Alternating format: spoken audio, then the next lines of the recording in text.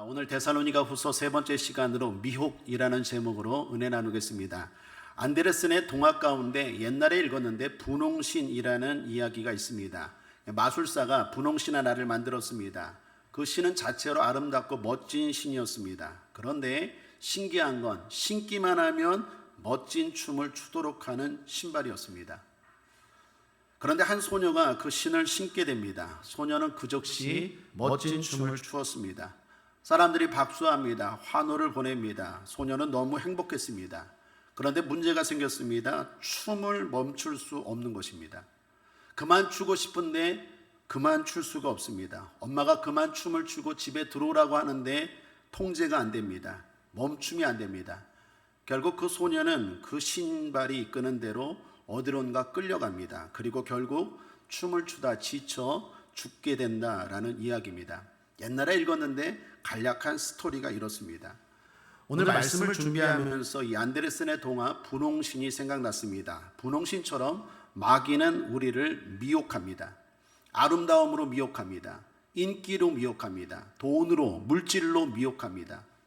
권력으로, 부요 등으로 우리를 미혹합니다. 그러나 그 미혹의 끝은 멸망이고 지옥입니다.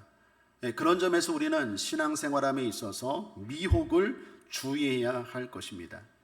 오늘 말씀은 미혹에 대한 이야기입니다. 일단 먼저 미혹이라는 말의 의미부터 알아야겠습니다. 미혹이란 마음을 흐리게 해서 무언가에 홀린다라는 말입니다. 마귀는 우리의 마음을 흐리게 합니다. 흔들어 버립니다. 그래서 진리가 뭔지, 어떤 게 좋은 건지 분별력, 판단력을 흐려버리게 합니다. 무언가에 막 홀려버린 것처럼, 빠져버린 것처럼 정신없이 거기에 끌려다니게 만든다라는 것입니다. 마귀는 이 방법을 아주 잘 씁니다. 마귀는 우리를 물리적으로 직접 공격하지 않습니다. 예를 들어 우리의 삶에 갑자기 사고가 나게 하거나 병들게 하거나 재앙을 만나게 하거나 마귀는 그렇게 하지 못합니다. 그것은 아주 특별한 경우입니다. 그것도 하나님의 허락하에서.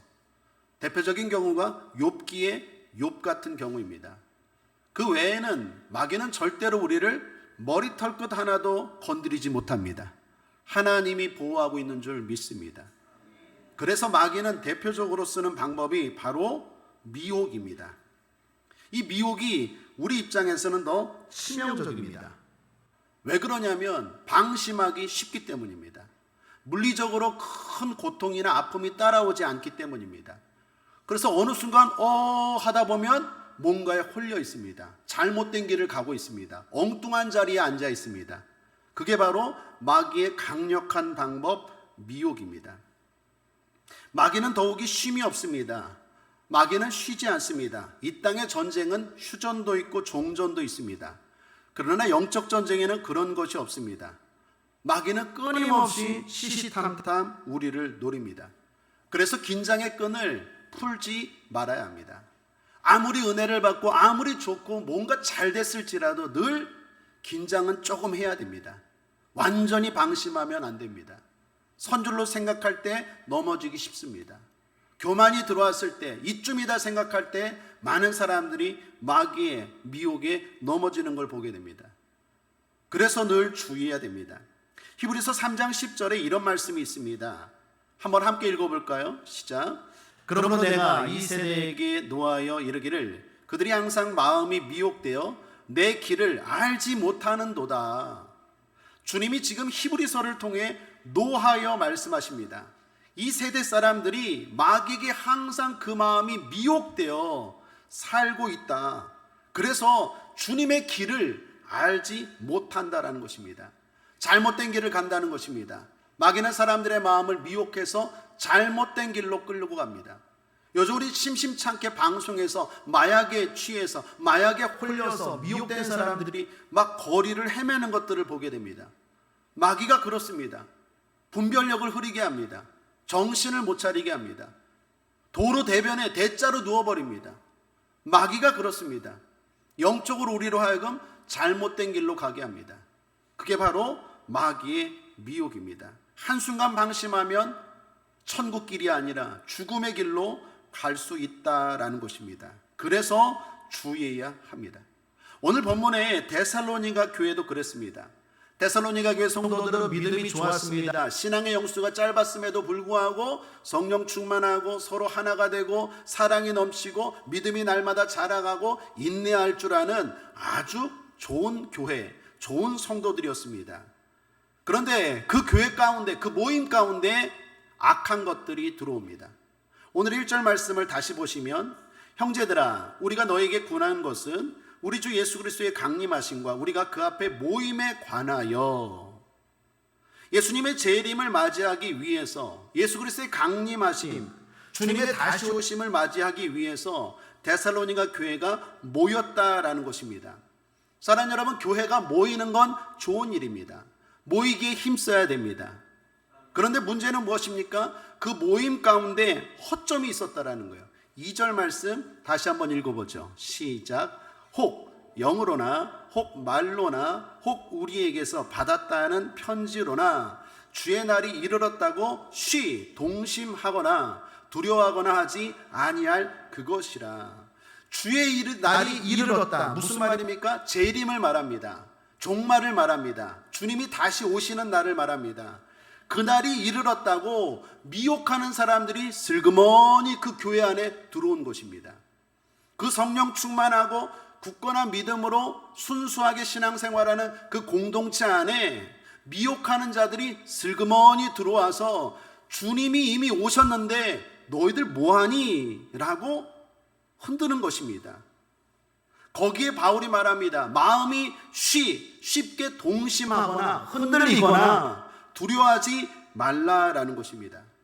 여러분, 주님의 재림이 임했다면 이거 큰일 아닙니까? 그걸 모른다면 이거 정말 큰일 아닙니까? 근데 바울은 말합니다. 주님의 재림이 임하지 않았어. 흔들리지 마. 그리고 두려워하지 마라는 것입니다. 여러분, 오늘날 우리도 마찬가지입니다. 마귀는 데살로니 교회뿐만 아니라 우리 공동체도 노립니다. 우리의 신앙도 노립니다. 주의 재림으로 흔들든지 아니면 다른 것으로 우리를 미혹하든지 결국에 공동체에서 떠나가게 만듭니다. 우리의 공동체를 무너뜨리게 만듭니다. 내 신앙을 무너지게 만듭니다. 그래서 결국 잘못된 길로 가게 만드는 것입니다. 잘 분별하고 잘 주의해야 될 줄 믿습니다. 그렇다면 어떻게 주의해야 될까요? 마귀의 미혹 방법과 우리의 대처는 어떻게 해야 될지 오늘 본문을 중심으로 구체적으로 살펴보겠습니다. 첫째, 마귀의 미혹 방법입니다. 자, 2절을 다시 보시면 이렇게 말씀합니다. 혹 영으로나 혹 말로나 혹 우리에게서 받았다는 편지로나 주의 날이 이르렀다고. 자, 여기 잘 보시면 마귀의 미혹 방법, 이단과 사이비들이 우리를 넘어뜨리는 방법 세 가지가 나옵니다. 영, 말, 편지입니다. 자, 먼저 영입니다. 영적으로 미혹합니다. 마귀는 이단과 사이비들을 통해 영적인 일들을 말합니다. 환상이나 꿈 같은 것들을 말합니다. 제가 들은 이야기인데 한 이단 당체가 성도들을 미혹할 때 이런 방법을 쓴대요. 갑자기 우연히 지나가다가 우연히 만난 것처럼 하면서 하나님이 꿈에 당신에게 가라고 했어요. 이런 말을 하라고 했어요. 우연히 마주친 것처럼 하면서 그렇게 접근한대요. 그런데 미리 그 사람에 대한 신상 정보를 다 알고 있어요. 무슨 교실, 무슨 뭐 가르쳐 준다 하면서 이미 그 사람에 대한 신상 정보를 다 알고 있어요. 아기가 몇 명이고 남편이 뭐 하는 사람이고 그리고 그 집이 어떻게 살고 다 알고 있어요. 그런데 마치 우연히 마주친 것처럼 접근하면서 꿈에 하나님이 그러면서 접근한다라는 거예요. 그걸 이단들은 가르친다는 거예요. 믿는 자들을 미혹하기 위해서. 신앙생활 잘, 여러분처럼 순수하게 교회 잘 다니는 사람들을 빼내기 위해서 그걸 공개적으로 노골적으로 가르친다라는 거예요. 사랑하는 여러분, 영적인 일들을 통해서 우리들을 미혹하는 걸 주의해야 된다라는 것입니다. 영적인 말뿐만 아닙니다. 신기한 일들을 행하기도 합니다. 때로는 보여줍니다. 때로는 들려줍니다. 그것들을 체험하면서 사람들은 미혹당하는 것입니다. 여러분, 성경은 이런 영적인 일에 대해서 주의하라고 말합니다. 그리고 분별하라고 말합니다. 자, 그러면 이게 성령의 일인지 이게 악령의 일인지, 진짜 하나님이 나에게 말씀하신 것인지 아니면 마귀가 잘못된 것으로 말씀하시는지 어떻게 분별할 수 있을까요? 분별은 간단합니다. 기준은 예수 그리스도입니다. 요한일서 4장 1절을 한번 읽어보십시오. 함께 읽겠습니다. 시작. 사랑하는 자들아, 영을 다 믿지 말고 오직 영들이 하나님께 속하였나 시험하라. 많은 거짓 선지자가 세상에 나왔음이니라. 이게 하나님의 영인지 성령의 역사인지 시험하라고 말합니다. 어떻게 시험합니까? 그 다음 절 2절 3절입니다. 하나님의 영은 이것으로 알지니 곧 예수 그리스도께서 육체로 오신 것을 시인하는 영마다 하나님께 속한 것이요 예수를 시인하지 아니하는 영마다 하나님께 속한 것이 아니니 이것이 곧 적그리스도의 영이니라. 오리라 한 말을 너희가 들었거니와 이제 벌써 세상에 있느니라. 이제 벌써 세상에 있느니라. 그렇습니다. 마귀는 이미 영적으로 사람들을 미혹하고 있습니다. 수많은 이단과 수많은 사이비 단체를 통해서 믿는 자들을 미혹하고 있습니다. 이미 미혹하고 있습니다. 그것을 분별하는 기준은 뭡니까? 예수 그리스도입니다. 어떤 신기한 영적인 일이 일어날지라도 사랑 여러분, 그것이 예수 그리스도를 향하고 있는지를 보셔야 돼요. 성령은 예수의 영입니다. 예수를 믿게 합니다. 성령의 역사이면 항상 예수를 높이고 예수를 믿고 예수를 향하게 합니다. 반대로 악령은 교주를 향하게 합니다. 자기네 교회만 향하게 합니다.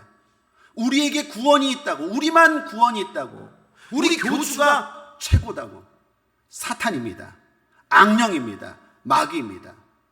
아무리 놀라운 일이 일어나고 아무리 영적인 일이 아무리 신기하고 깜짝 놀랄 일이 일어날지라도 그것이 예수를 향하지 않으면 악령입니다. 마귀입니다. 사탄의 역사입니다. 미혹되지 않기를 주님의 이름으로 축복합니다. 유다서 1장 4절에도 이렇게 말합니다. 이는 가만히 들어온 사람 몇이 있음이라. 저희는 옛적부터 이 판결을 받기로 미리 기록된 자니 경건치 아니하여 우리 하나님의 은혜를 도리어 세귑거리로 바꾸고 홀로 하나이신 주제 곧 우리 주 예수 그리스도를 부인하는 자니라. 거짓된 영은 항상 예수 그리스도를 부인합니다. 여기서도 분명히 말합니다. 영적으로 분별하는 기준은 예수입니다. 그러므로 우리는 늘 예수를 붙잡고 예수만이 구원이고 예수님만이 우리의 생명이고 길이고 진리임을 고백하고 예수만 믿고 나아가는 저와 여러분 되시기를 주님의 이름으로 축복합니다. 아무리 능력이 나타나고 아무리 기적이 일어나고 아무리 놀라운 역사가 일어날지라도 사람은 사람에 불과합니다. 그 누구도 예수가 될 수 없습니다. 오직 예수만 높이고 예수님을 향하는 저와 여러분 되기를 주님의 이름으로 축복합니다. 두 번째로 미혹의 방법은 말입니다. 2절 상반절에 혹 영으로나 혹 말로나. 역사적으로 수많은 지성인들의 말이 신앙인들을 미혹했습니다. 신은 죽었다. 니체가 말합니다. 그때 니체는 유명한 철학자였습니다. 그 말에 사람들이 흔들렸습니다. 신학 가운데도 자유주의 신학이 있습니다. 기적은 배제합니다. 인간의 이성으로 이해되지 않는 말씀들은 다 빼버립니다. 그게 자유주의 신학이라고 해서 신학 안에서도 성경을 그렇게 난도질하는 사람들이 들어왔습니다. 이성 최고주의, 계몽주의, 사람의 노력으로 다 알 수 있고 행복해질 수 있다, 이런 생각들이 만연했습니다. 그런 사람들의 말이 사람들의 신앙을 흔듭니다. 미혹합니다. 그러나 역사 가운데 두 번의 세계대전이 일어났죠. 1차 세계대전, 2차 세계대전이 일어나면서 여러 가지로 불행한 일도 있었지만 유익한 일도 있었습니다. 그것이 무엇입니까? 인간은 안 되는구나. 그 전까지만 해도 이성 최고주의였어요. 인본주의였어요. 사람의 노력으로 세상은 평화로울 수 있다. 우리의 노력으로 세상은 더 발전할 수 있다. 그런데 보기 좋게 망해버렸어요. 너도 망하고 나도 망하고.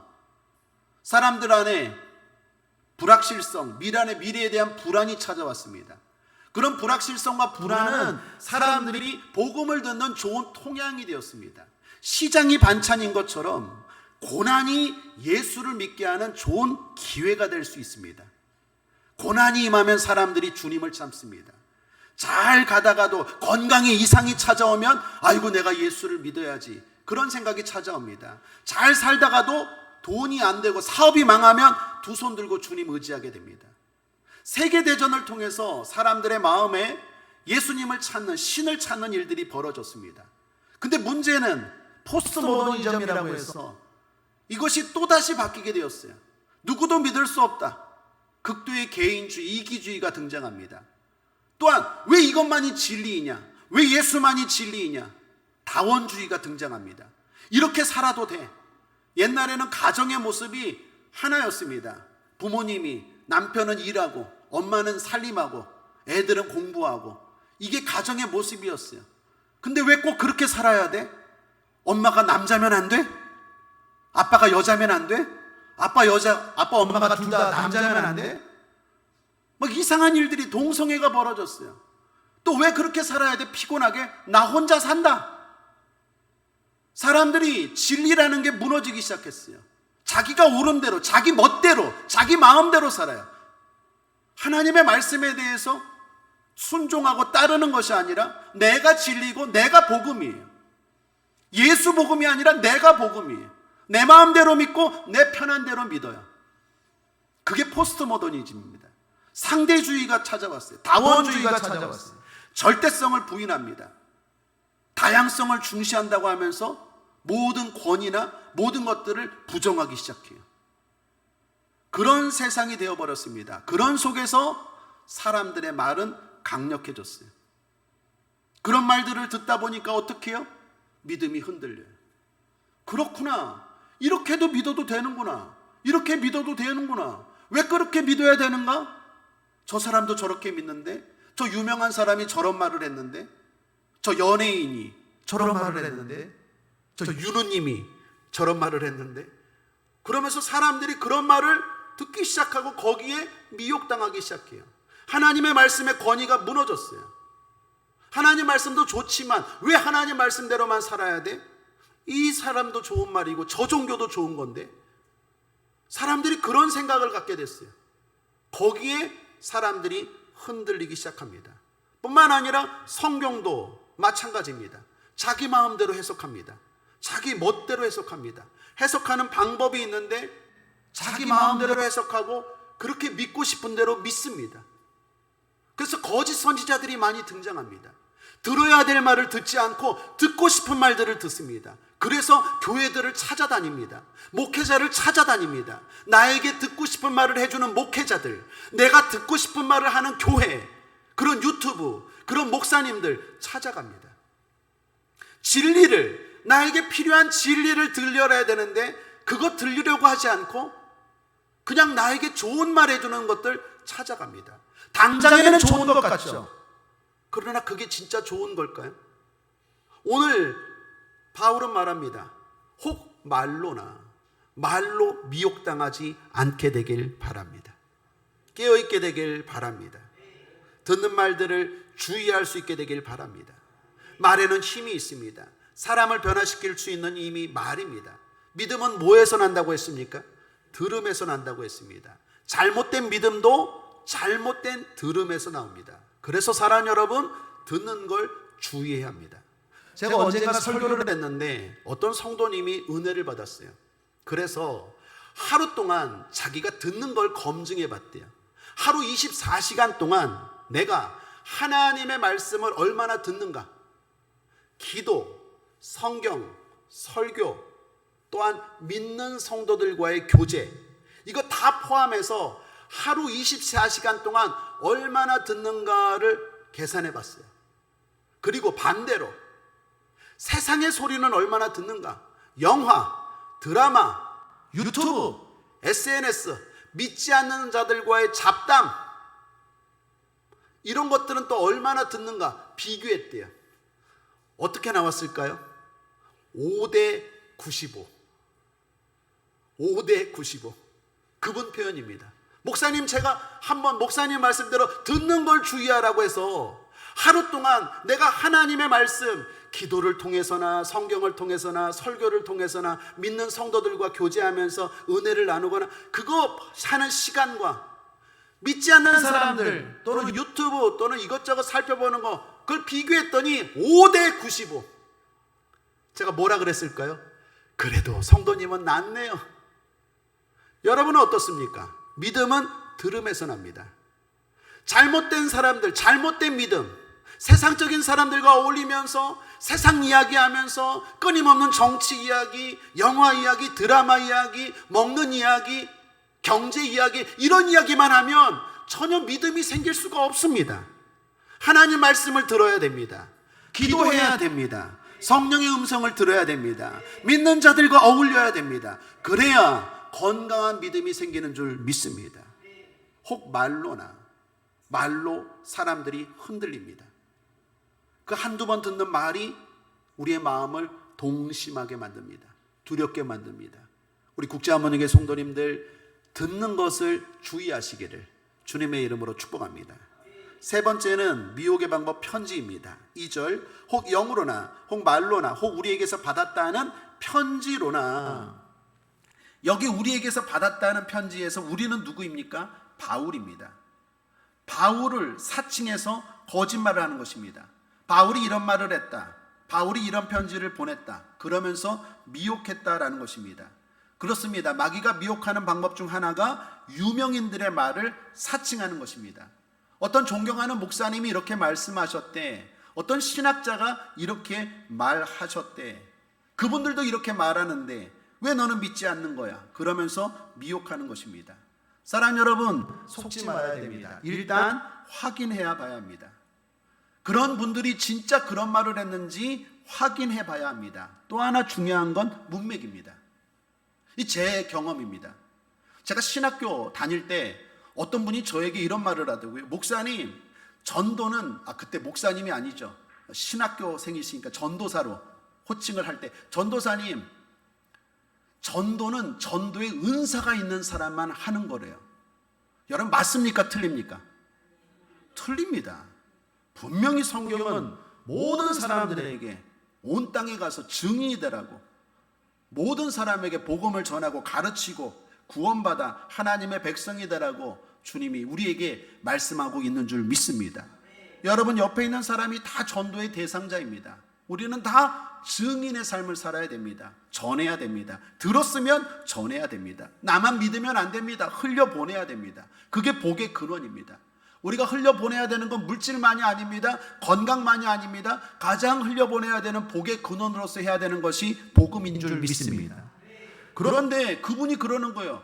무슨 말도 안 되는 소리를 하냐 그랬더니 서울에 있는 큰 교회, 여러분 이름만 대도 여러분도 아시는 목사님이 그런 말을 했다는 거예요. 내가 충격을 받았어요. 그 목사님이 그런 말 할 리가 없는데 분명히 말했다라는 거예요. 그래서 그 파일, 그분이 설교한 파일을 제가 달라 그랬어요. 들어봤어요. 들어봤더니 문맥에서 은사 이야기하다가 은사 이야기하다가 특별히 그런 은사를 받은 사람들은 더욱 그 은사에 집중하십시오. 가르치는 은사 받은 사람, 섬기는 은사 받은 사람, 전도의 은사 받은 사람, 그런 은사 이야기하다가 그 부분을 얘기했는데 앞뒤 다 잘라버리고 그 이야기만 하는 거예요. 그러니 오해가 되죠. 사랑 여러분, 누가 이런 말을 했대 하면서 거짓 뉴스, 찌라시에 속지 않게 되길 바랍니다. 어떤 목사님이, 유명한 신학자가 바울 시대에도 지금 데살로니가 교회에도 그렇다라는 거예요. 바울을 빙자해서 사기치는 사람들, 이단과 사이비가 교회 안에 은근히 들어와서 성도들의 믿음을 흔들더라라는 것입니다. 그리고 또 하나 기준, 성경입니다. 설령 유명한 목사님이 말씀했을지라도, 설령 유명한 신학자가 말씀했을지라도 우리의 기준은 성경인 줄 믿습니다. 성경으로 검증하셔야 됩니다. 사람은 실수할 수 있습니다. 그러므로 누구를 사칭하는 것에 미혹되지 않게 되길 바랍니다. 영적인 일에 미혹되지 않게 되길 바랍니다. 말에 속지 않길 바랍니다. 누구를 사칭해서 하는 말들에 넘어가지 않게 되길 바랍니다. 자, 그러면 결론입니다. 미혹에 속지 않기 위한 방법 뭐가 있을까요? 두 가지만 겉면들입니다. 첫째, 말씀에 대한 정확한 지식입니다. 3절 함께 읽어보겠습니다. 시작. 누가 아무렇게 하여도 너희가 미혹하지 말라. 먼저 배도하는 일이 있고 저 불법의 사랑 곧 멸망의 아들이 나타나기 전에는 이르지 아니하리니. 자, 바울이 지금 데살로니가 교회 성도들에게 주님이 이미 왔다고 하는 사람들의 말에 속지 말라 그러면서 성경적인 지식 두 가지를 언급합니다. 주님이 재림하기 전에는 주님이 이런 말씀을 하셨어. 내가 너희들에게 가르쳐 줬잖아. 첫 번째가 뭡니까? 배도하는 일이 일어납니다. 사랑하는 여러분, 여러분도 아시길 바랍니다. 주님 다시 오십니다. 믿습니까? 그런데 다시 오시기 전에 어떤 일이 일어나느냐? 수많은 믿는 사람들이 배도하는 일이 일어나요. 배도가 뭡니까? 믿음에서 떠나요. 어려움을 통해서, 환난을 통해서, 유혹을 통해서 믿는다고 하는 사람들이, 수많은 사람들이 떠나는 일들이 일어날 거예요. 그때가 예수님의 재림이 임박했다라는 징조예요. 사실 지금 시대가 그렇지 않습니까? 믿는 사람들이 수많은 이단과 사이비에 넘어가지 않아요? 세상으로 넘어가지 않습니까? 국제하모니계 성도님들 축복합니다. 끝까지 굳건한 믿음 붙드시길 바랍니다. 마지막 때 배도하는 일들이 많이 일어날 거예요. 주님의 재림이 임하기 전에. 그래서 사실 지금은 예수님이 오셔도 전혀 이상치 않은 일입니다. 지금은 벌써 다 일어났어요. 예수님이 오늘 지금 오셔도 성경적으로 전혀 이상이 없습니다. 성경에서 말씀한 일들이 다 일어났기 때문입니다. 또 하나 소개한다면 바울이 두 번째 이야기합니다. 무엇입니까? 불법의 사람 곧 멸망의 날이 나타나기 전에는 이르지 아니하리니. 불법의 사람, 멸망의 아들이 나타나는 일이라고 말합니다.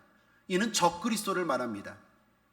마지막 때에 마귀의 종들인 적그리스도들이 등장한다라는 것입니다. 그런데 그들이 전면적으로 드러나요. 여러분, 옛날에는 이단과 사이비들이 숨어서 복음을 전했어요. 숨어서 은밀하게 자신들의 정체를 감추고 믿는 사람들을 미혹했어요. 그런데 지금은 어떻습니까? 대놓고 해요. 모 이단 단체가 막 경기장을 빌려서 그냥 대놓고 해요. 교패가 붙어 있는데도 대놓고 들어와요. 목사이고 교회인 걸 분명히 밝혔는데도 대놓고 들어와요. 주님이 재림이 임하기 전에 나타나는 현상 두 번째, 바울이 말합니다. 뭐라고 말합니까? 적그리스도들이 전면적으로 드러날 거라는 거예요. 데살로니가 교회에는요, 그때까지만 해도 그런 일이 없었어요. 배도하는 일, 수많은 믿는 사람들이 배도하는 일도 없었고, 적그리스도들이 대놓고 등장하는 일도 없었어요. 있었다면 그냥 뒤에서 은근히 사람들을 미혹했죠. 그러니까 그런 성경의 말씀이 분명히 있는데 그걸 너희들이 아는에도 불구하고, 알매도 불구하고 왜 주님의 재림이 임했다라고 믿느냐라는 거예요. 왜 이렇게 성경의 지식이 없느냐라는 것입니다. 사람 여러분, 하나님의 말씀을 정확히 알 수 있게 되길 바랍니다. 이외에도 주님의 재림과 관련된 특징을 좀 더 소개하면 이렇습니다. 두 가지. 하나, 데살로니가 교회 성도들이 잘못한 건 뭡니까? 주님은 다시 오실 때 공개적으로 오십니까? 아니면 초림 때처럼 이스라엘의 작은 곳 나사렛에서 이렇게 슬그머니 오십니까? 공개적으로 오세요. 주님은 다시 오실 때는요, 초림 때와 재림 때는 달라요. 초림 때는 이스라엘의 나사렛이라는 곳에 숨어서 은근히 왔지만, 재림 때는 모든 사람들이 다 볼 정도로 천사장의 나팔 소리와 함께 모든 사람들이 다 볼 정도로 구름 타고 오시는 줄 믿습니다. 그러한 말씀이 있는데도 데살로니가 교회 성도들이 그러한 미혹에 넘어갔다라는 거예요. 성경적인 지식이 없는 거죠. 하나님의 말씀을 제대로 모르는 거죠. 하나님의 말씀을 제대로 모르면 미혹당할 수밖에 없는 거죠. 또 하나, 징조들입니다. 주님의 재림이 임하기 전에 징조들이 나타날 것입니다. 주님 이런 말씀하셨습니다. 마태복음 24장 여러 징조들을 말씀하셨는데 이걸 한번 읽어보죠. 3절부터입니다. 함께 읽겠습니다. 시작. 예수께서 감람산 위에 앉으셨을 때에 제자들이 종용이 와서 가로되 우리에게 이르소서 어느 때에 이런 일이 있겠사오며 또 주의 임하심과 세상 끝에는 무슨 징조가 있사오리이까. 예수께서 대답하여 가라사대 너희가 사람의 미혹을 받지 않도록 주의하라. 많은 사람이 내 이름으로 와서 이르되 나는 그리스도라 하여 많은 사람을 미혹해 하리라. 난리와 난리 소문을 듣겠으나 너희는 삼가 두려워 말라. 이런 일이 있어야 하되 끝은 아직 아니니라. 민족이 민족을 나라가 나라를 대적하여 일어나겠고 처처의 기근과 지진이 있으리니 이 모든 것이 재난의 시작이니라. 그때의 사람들이 너희를 환난에 넘겨주겠으며 너희를 죽이리니 너희가 내 이름을 위하여 모든 민족에게 미움을 받으리라. 그때 많은 사람이 시험에 빠져 서로 잡아주고 서로 미워하겠으며 거짓 선자가 많이 일어나 많은 사람을 미혹하게 하겠으며 불법이 성함으로 많은 사람의 사랑이 식어지리라. 그러나 끝까지 견디는 자는 구원을 얻으리라. 이 천국 복음이 모든 민족에게 증거되기 위하여 온 세상에 전파되리니 그제야 끝이 오리라. 최소한 이 네 가지를 기억하십시오. 오늘 본문에서 말한 두 가지, 제가 덧붙인 두 가지. 예수님이 다시 오시기 전에 첫 번째, 많은 사람들이 배도하는 일이 벌어집니다. 주님을 떠나요. 예수를 떠나요. 그러한 일들이 일어난다면 주님 오실 날이 멀지 않은 겁니다. 두 번째, 불법의 아들들, 멸망의 아들들, 적그리스도들이 전면적으로 우리가 그리스도라고, 우리에게 구원이 있다고 드러내놓고 포교합니다. 주님 오시기 전에 바로 두 번째 일입니다. 세 번째, 예수님의 재림은 공개적입니다. 몰래 오지 않습니다. 모든 사람들이 다 알 정도로입니다. 아마 제 생각에는 그 나팔 소리가 엄청나게 클 거예요. 온 세계가 그 나팔 소리를 다 들을 거예요. 빵! 그때는 뭐 아프리카, 뭐 아시아, 아메리카, 우리나라 모든 사람들이 그 소리를 다 듣고 하늘을 볼 거예요. 그때 주님이 구름 타고 오실 것입니다. 공개적으로 오십니다. 그리고 마지막 네 번째, 이런 징조들, 마태복음 24장의 징조들, 이런 것들이 있은 다음에 온다는 것입니다. 그러므로 사랑하는 여러분, 데살로니가 교회의 문제가 무엇입니까? 성경을 몰라요. 성경을 제대로 모르니까 미혹을 당하는 거예요. 그냥 현상을 통해서, 그냥 좋은 말로, 그런 것들로 미혹당한다는 거예요. 우리 국제한문이계 성도님들은 성경에 대한 굳건한 지식과 또한 바른 지식이 있게 되기를 주님의 이름으로 축복합니다. 부족하지만 우리 교회가 매일 하나님의 말씀을 구약, 신약 가리지 않고 계속해서 하나님 말씀을 읽고 전하는 이유가 거기에 있습니다. 하나님 말씀을 알아야 속지 않습니다.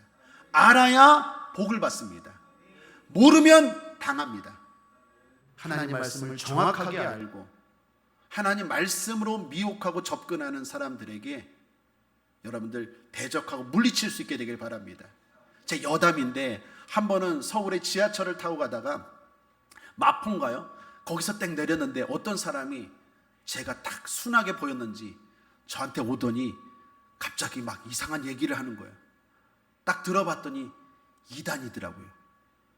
성경을 뭐 아시냐 그러면서 제가 한번 들어줬어요. 여기가 이렇게 보라고, 여기 보라고. 그래서 제가 그랬죠. 다 듣고 나서 그러면 제가 보라고 한데 보세요. 그래서 이거 보세요. 여기 아세요? 이거 보세요. 그랬더니 그분이 그러더라고요. 이분은 제가 상대할 분이 아니니까 제 높은 분 소개시켜드리겠대. 그러더니 전화를 막 걸더라고요. 그래서 전화하지 마시라고.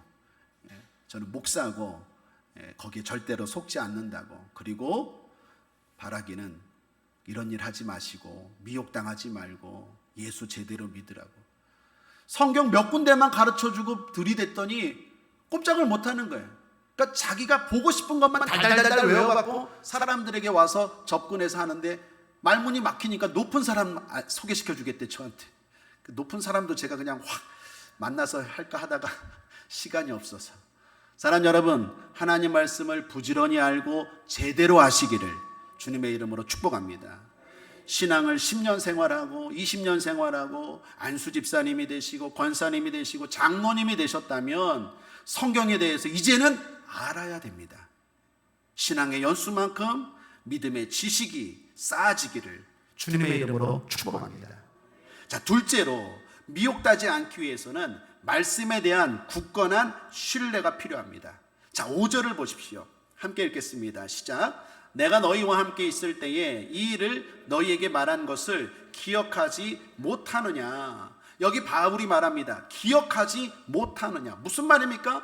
데살로니가 교회 성도들에게 바울이 이미 다 말했다라는 거예요. 이러한 지식들을 다 가르쳐 줬다라는 거예요. 근데 이 사람들이 왜 그걸 기억하지 못했을까요? 이들의 문제가 무엇입니까? 그들은 들었지만 내 것으로 붙들지 못했기 때문입니다. 아는 것과 내 것으로 붙드는 것은 달라요. 하나님이 이스라엘 백성들에게 가나안 땅을 주시겠다고 말씀하셨습니다. 그 말씀을 모두 들었어요. 다 들었습니다. 그러나 실제로 가나안 땅에 들어간 사람은 여호수아와 갈렙밖에 없어요. 왜 그렇습니까? 다 알았지만, 다 들었지만 붙든 사람은 여호수아와 갈렙밖에 없는 거예요. 사랑 여러분, 첫 번째는 성경의 지식을 알아야 되고, 더 나아가 그 지식이 내 것이 돼야 됩니다. 내 것으로 붙들어야 될 줄 믿습니다. 아주 오래전에도 공포 영화입니다. 드라큘라가 막 신부님을 공격합니다. 신부님이 십자가를 들이댔어요. 물러가라고. 드라큘라 물러가라. 그랬더니 드라큘라가 물러가지 않고 신부님이 잡은 십자가를 이렇게 꺾으면서 신부님을 죽이더라고요. 제가 어렸을 때 본 공포 영화인데 지금도 생각이 나요. 아니, 드라큘라가, 악귀가, 마귀가 십자가를 무서워하지 않네? 근데 그게 메시지가 있더라고요. 그 영화가. 여러분, 마귀는 십자가 자체를 무서워하는 게 아니라 이 십자가를 붙잡은 사람이 어떤 믿음인지를 보고 무서워하기도 하고 달라들기도 하는 거예요. 십자가는 부적이 아닙니다. 똑같은 십자가라도 어떤 사람은 믿습니다 하고 붙들고, 어떤 사람은 이게 믿은 건지 안 믿은 건지 붙드는 거는 전혀 달라요. 사람은 모르지만 영적으로 마귀는 아는 것입니다. 하나님 말씀도 마찬가지입니다. 하나님 말씀을 경험하길 원합니까? 영적인 축복의 말씀을 경험하길 원합니까? 치료의 말씀을 경험하길 원합니까? 부요의 말씀을 경험하길 원합니까? 형통의 말씀을 경험하길 원합니까? 평안의 말씀을 경험하길 원합니까? 지식이 아니라 붙드셔야 돼요. 믿습니다. 저거 내 거야. 흔들리지 않겠다고 붙들어야 되는 거예요. 데살로니가 교회 성도들은 기억력이 없었던 게 아닙니다. 중요한 건 그들의 문제는 뭡니까? 이것이 얼마나 소중하고 이것이 얼마나 나에게 필요한지를 생각하지 않았기 때문에 그 말씀을 굳건하게 붙들지 않은 거예요. 사랑 여러분, 말씀이 능력입니다. 지난 주일 설교 때 말씀한 것처럼 말씀이 축복입니다. 하나님은 우리를 복주기 위해서 말씀을 주시는 줄 믿습니다. 동일하게 주십니다. 동일하게 말씀합니다. 중요한 건 나에게 달려 있습니다. 내가 옥토의 마음으로 붙잡는 사람은 열매가 맺힙니다. 그 삶의 열매가 나타납니다. 그런데 그거 나도 알지, 어설프게 붙잡으면 마귀가 그 말씀 빼앗아 갑니다. 아는 것과 붙드는 건 다르다는 것입니다. 데살로니가 교회 성도들의 문제는 뭡니까? 바울이 분명히 말해서 알고는 있어요. 주님의 재림이 임하기 전에 이런 일이 일어날 거라는 거 알고는 있지만 그것을 중요하게 생각하고 내 것으로 붙들지 못했기 때문에 당했다라는 것입니다. 여러분, 태초의 하와도 마찬가지입니다. 사탄이 뱀으로 변장해서 하와에게 접근하죠. 그리고 하와에게 말합니다. 저 선악과를 따먹으라고. 하나님이 정녕 저 선악과를 따먹지 말라고 했냐고. 그때 하와의 문제는 뭡니까? 자기 멋대로 말씀을 갖다 붙입니다. 하나님이 말씀하시기에 저 선악과를 만지지도 말라 그랬대요. 하나님은 만지지도 말라고 한 적은 없어요. 먹지 말라 그랬지. 근데 하와가 자기 마음대로 만지지도 말라고, 먹지도 말라, 만지지도 말라 덧붙여요. 알긴 아는데 어설프게 하는 거예요. 또 말합니다. 사탄이 말하죠. 저거 먹으면 죽냐? 그랬더니 하와가 말합니다. 하나님은 정령 죽는다고 말했는데 죽을까 하노라 라고 말해요. 여러분, 하와의 문제가 뭡니까? 하나님의 말씀을 알기는 아는데 건성으로 알아요. 왜 건성으로 알까요? 그 말씀이 얼마나 중요한지, 나에게 필요한 말씀인지 붙들지 않기 때문에 그래요. 그러면 마귀에게 당하는 거예요. 본인은 알고 있는데, 본인은 믿는다고 생각하는데 날마다 마귀에게 당하는 거예요. 사람 여러분, 하나님 말씀을 붙드시길 바랍니다. 붙드는 사람의 특징은요, 정확하게 알아요. 정확하게 알아요. 띄엄띄엄 아는 게 아니라 정확하게 알아요. 하나님이 말씀하신 1.1획도 틀리지 않고 정확하게 알아요. 자기 마음대로 갖다 붙이지 않아요. 죽으면 죽는 거고, 먹지도 말라면 먹지도 말라는 거예요. 빼지도 않고 붙이지도 않습니다. 하나님 말씀을 붙들고 정확하게 알고 시험에 들지 않고 미혹에 넘어가지 않는 우리 국제아모니교회 성도님들 되시기를 주님의 이름으로 축복합니다. 마지막, 미혹이 강력한 시대입니다. 많은 사람들이 잘못된 길로 갈 것입니다. 더 많은 사람들이 배교하고 떠나는 일들이 일어날 것입니다. 주님이 하신 예언입니다. 그리고 실제로 이루어지고 있는 현실입니다. 사랑하는 국제아모니교회 성도님들, 신앙생활 잘합시다. 우리가 걸어가는 그 길이 정말로 승리의 길인 걸 기억하고, 미혹된 길에 빠져 있다면 다시 한번 우리의 신앙을 돌이키고 옳은 길, 바른 길, 말씀의 길을 제대로 잘 걸어가는 저와 여러분 되기를 바랍니다. 어떻게 마귀가 우리를 미혹하는지 보았습니다. 그 미혹을 어떻게 대처하고 이기는지 또한 보았습니다. 잘 알고 잘 대처하여서 끝까지 승리하는 저와 여러분 되시기를 주님의 이름으로 축원드립니다. 기도하겠습니다. 좋으신 하나님 아버지, 우리 국제아모니교회 성도님들 축복합니다. 끝까지 미혹당하지 않도록 붙들어 주시옵소서. 우리 성도들의 신앙을 미혹하는 원사탄 마귀야, 예수 이름으로 명하노니 떠나갈지어다, 물러갈지어다. 감사드리며 예수님의 이름으로 축복하고 기도했습니다. 아멘. 우리 말씀을 기억하며